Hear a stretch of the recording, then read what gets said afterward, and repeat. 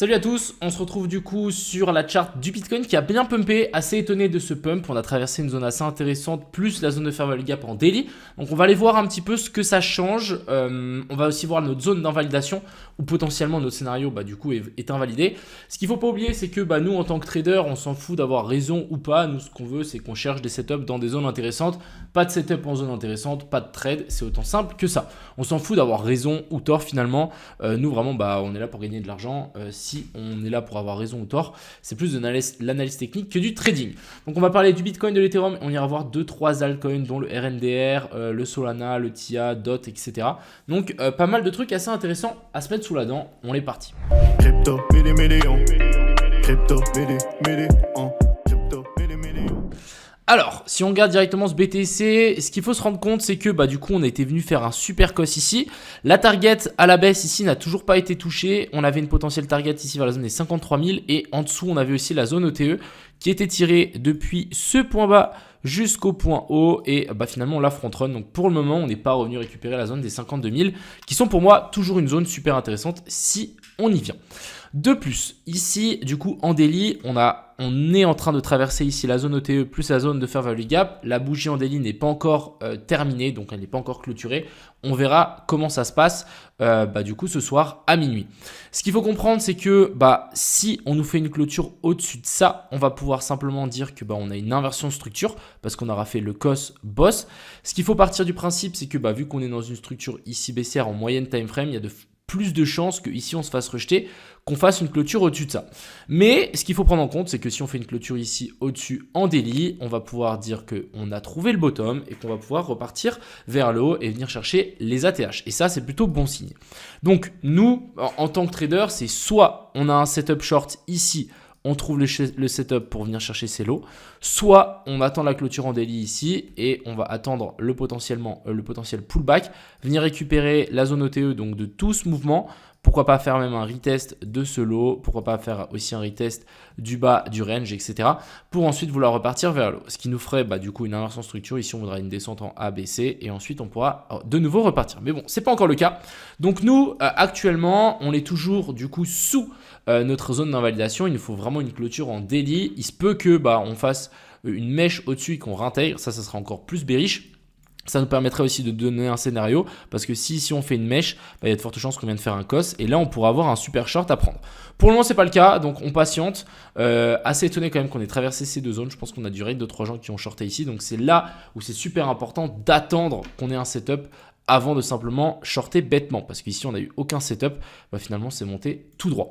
Pour le moment il se passe pas grand chose pour le coup, donc simplement on va patienter. Moi ce que je voudrais bien voir ici, c'est pourquoi pas refaire ici un nouveau plus haut au-dessus de ça, voire même pourquoi pas passer au-dessus de ce plus haut là, donc la zone des 63 800. Ensuite on redescend violemment, on fait ici notre boss, on remonte ici en escalier, on vient chercher les zones de fair value gap et ensuite on redescend. Ça serait vraiment le top du top si jamais on veut ouvrir un short. Mais pour le moment, je vais rien ouvrir du tout parce qu'on n'a rien qui nous dit qu'on a eu un retournement de structure sur le BTC. Du côté de l'Ethereum, assez intéressant. Par contre, Ethereum, vraiment, on est dans la zone super cool. On est dans la zone OTE, fair value gap en daily. Ce qu'il faut comprendre, c'est que la tendance ici est toujours baissière. On était venu faire ici un cos boss avec une continuation de la structure baissière en moyenne time frame. On est remonté dans la zone OTE, dans la zone de fair value gap en daily. On a une autre zone de fair value gap en 4 heures juste au-dessus. Donc je me dis pourquoi pas faire un petit dernier push au-dessus de ça, donc vers la zone des 3380. Et ensuite qu'on vient de récupérer donc les équalos qu'on a laissés ici en dessous. Encore une fois, c'est graphique. Moi, je traite vraiment que le graphique. Je m'en fous des news ETF. Je m'en fous de potentiellement le momentum bullish qu'on peut avoir. Pour moi, la tendance ici est baissière en moyenne time frame. Donc vraiment, quand je parle de moyenne time frame, on parle de ça. Courte time frame, on est aussi ici. Et en grande time frame, finalement, on est toujours haussier. On n'a pas eu d'inversion structure. Donc ici, en grosse time frame, on est toujours haussier. Donc, ce qu'il faut attendre, c'est que toutes les tendances passent haussière. Mais pour le moment, ce n'est pas le cas. En moyenne time frame, on est toujours baissier. Et je pense qu'on va passer baissier ici en low time frame. Donc, on verra. Mais ouvrir des longs ici, pour moi, c'est une erreur. Même chose sur le BTC. Plutôt une zone d'attente, d'attendre des setups plutôt bearish s'il y en a. J'ai oublié de parler, je voulais quand même parler du coup des CME. On a ouvert avec un giga gap, donc le gap de ce week-end. Alors, ce gap-là, je pense qu'on va quand même venir le combler parce que c'est vraiment un gap finalement comme celui-là. Alors, c'est pas un gap de rupture. Parce que finalement, la tendance... Ah, quoique. Non, même pas. Je pense que c'est un gap de continuation ici. Donc vraiment, on a pumpé, on a le gap, on continue. Mais en théorie, ici, on devrait venir quand même combler ce gap à un moment ou à un autre. Donc je pense que même si on est aussi, on viendra récupérer ça. Mais voilà, on n'est pas à l'abri de grimper au-dessus de ça et ensuite de repérer le gap. Et là, on pourrait avoir quelque chose de plutôt bullish sur le BTC. Mais voilà, on a ce gap. Je pense qu'on viendra le récupérer à un moment ou à un autre. On va parler un petit peu du sol. Donc le sol assez intéressant. On est venu chercher un petit peu plus haut que ce que j'avais prévu. Pour moi, du coup, l'inversion structure ici est toujours valide. Tant qu'on n'a pas de clôture au-dessus de ça, il y a des chances qu'on vienne récupérer plus bas. Maintenant, est-ce qu'on a quelque chose ici en low time frame? Non, on n'a rien. Donc ça sert à rien de tenter quoi que ce soit. Personnellement, le Solana est quand même assez fort. Mais voilà, la vraie zone où je voudrais vraiment vraiment violemment le Solana et en acheter vraiment beaucoup en spot, ça sera ici en dessous, sous la zone ici des 112 $. TIA, je suis toujours du coup en short sur le TIA pour le moment, à voir comment ça va réagir. Je pense que ça dépendra aussi beaucoup du BTC. On est revenu récupérer donc la zone de fair value gap plus les liquidités. Franchement ici il n'y a rien de baissier, il n'y a rien de haussier. Quitte, on a laissé quand même des liquidités ici au nord alors qu'au sud, ouais, on en a aussi au sud. J'ai l'impression qu'on est en train de faire un petit range, un petit peu en zone d'indécision. Mais à voir, moi je voudrais bien qu'on se fasse rejeter ici en dessous. Du côté du DOT, je suis rentré aussi en position short dessus. Donc on est venu récupérer la dernière zone de fair value gap.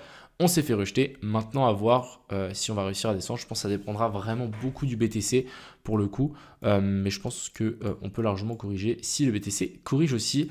Comme on peut le voir, les alts galèrent un petit peu. Donc vraiment le Bitcoin qui prend 3,5%.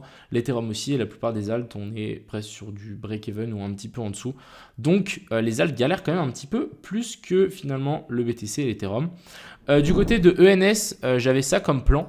On est quand même venu faire un super boss ici. Je me dis que si on a récupéré le petit equal high qu'on a laissé là, vu qu'on a déjà eu une super montée ici en ABC, je pense vraiment qu'on peut descendre 1, 2, 3, 4, 5, venir récupérer toutes les liquidités qu'on a laissées en dessous et la zone OTE. Donc simplement il faut patienter, j'ai mis une alerte, on verra et on attend. On va peut-être pouvoir parler du NIR, quelque chose de quand même assez intéressant. Donc on est venu récupérer la liquidité là, on est venu toucher la zone des 0,118 avec la mèche, très bien. Et là on a fait un super rebond. Donc là c'est si on fait une clôture pour moi en daily au-dessus de ça, on va pouvoir dire que bah là on a eu notre COS et notre boss, voire même une clôture au-dessus de ça. Et du coup, là, on pourra simplement passer aussi sur du coup le NIR avec une potentielle redescente ici vers la zone des 4,8. Et là, on pourra, à mon avis, trouver un super long. Donc là, par exemple, vous voyez que ça devient super intéressant sur le NIR. Vraiment, la pattern est incroyable. Donc je pense que si on a une clôture ici en daily, ça peut être une super alt à surveiller, voire à recharger si on descend un petit peu plus bas. Je tenais quand même à vous montrer un petit peu le PP.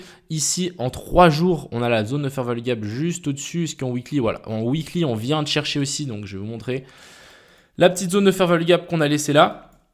C'est quelque chose d'assez intéressant. C'est potentiellement genre une touchette bearish. Et du coup, bah là, je pense qu'on peut largement se faire rejeter. Peut-être monter encore un petit peu plus haut. On a une zone de fair value gap ici en daily.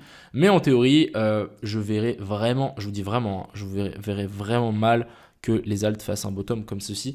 On en a beaucoup, hein. Je vous dis directement, on en a vraiment beaucoup qui font ce genre de choses. Donc on n'est pas à l'abri de clairement remonter, mais faire un bottom comme ceci avec une structure baissière, etc. Moi je pense que c'est vraiment un gros piège. Donc ne vous faites pas forcément piéger. Ce serait un peu bête. On a le gala, assez intéressant. Je vais déplacer ça pour vous montrer que on est venu récupérer l'equal low qu'on avait laissé ici juste en dessous. Donc vraiment c'est abusé jusqu'où on est descendu. La même chose. Alors c'est ça, là on est vraiment dans un dilemme, un petit peu comme le BTC. On est venu récupérer certaines liquidités, mais on en a recréé plein. Est-ce qu'on ne ferait pas un dernier dip pour venir récupérer tout ça, faire notre inversion structure, redescendre et ensuite vouloir repartir? Je pense que ce serait vraiment ce que j'ai envie de voir en tant que trader pour pouvoir quelque chose de vraiment clean, mais repartir avec tout ça. Le seul point positif, c'est qu'on est venu récupérer les liquidités, mais repartir en laissant toutes ces liquidités-là, hop, et vraiment chercher beaucoup plus haut, j'y crois pas trop. Je pense vraiment qu'on peut pumper, venir récupérer toutes les zones de FVG, mais ensuite, je pense qu'à un moment ou à un autre, on va se faire rejeter. On verra. Écoutez, c'est super intéressant ce qu'on a actuellement sur le BTC, etc. Moi, je suis pas là pour dire, ok, on va faire ça ou on va faire ça. Moi, je suis en train de vous montrer les différents scénarios, que pour le moment, si on a un setup, bah, on est sur une belle zone de short, même si on vient chasser ici avec les liquidités et qu'une petite mèche. Si on a une clôture en daily ici au-dessus, bah là, on aura pour moi une inversion structure. Je pense qu'on pourra faire une redescente, venir récupérer ici vers la zone des 58 000. Et ensuite, on pourra repartir, je pense, vers les ATH. Donc, pour le moment, on est un petit peu, je pense, le cul entre deux chaises. Je vais garder mes shorts pour le moment, donc on verra ce que ça dit. Mais je suis vraiment pas forcément convaincu par le rebond qu'on est en train de faire et tous les gens qui sont en train de passer bullish sur Twitter. On verra, mais ça risque d'être super intéressant. Dites-moi ce que vous en pensez dans les coms. Si je vois des setups, bien évidemment, je vous les partagerai sur Twitter. Et puis, on fera des petits débriefs sur YouTube. C'est l'objectif. Hein. Notre objectif, c'est de trouver des trades. C'est pas forcément d'avoir juste ou tort. Mais pour le moment, on va holder ces 2 petits shorts. Et puis, on verra comment le BTC réagit. Mais ce que je voudrais vraiment même voir, c'est pourquoi pas venir faire une mèche ici au-dessus. Donc, un petit dernier FOMO. Hop, on vient tout péter là. On vient récupérer les highs, ensuite ici on a notre cos, on redescend, on fait notre boss, changement de caractère, et là on enfonce tout et on vient récupérer toutes les liquidités qu'on a laissées là, ça serait vraiment incroyable. Enfin bref, on verra ce que ça dit, on verra ce que ça fait. J'espère que cette vidéo vous a plu, je vous souhaite à tous une agréable fin de journée, c'était Cryptomillion, ciao.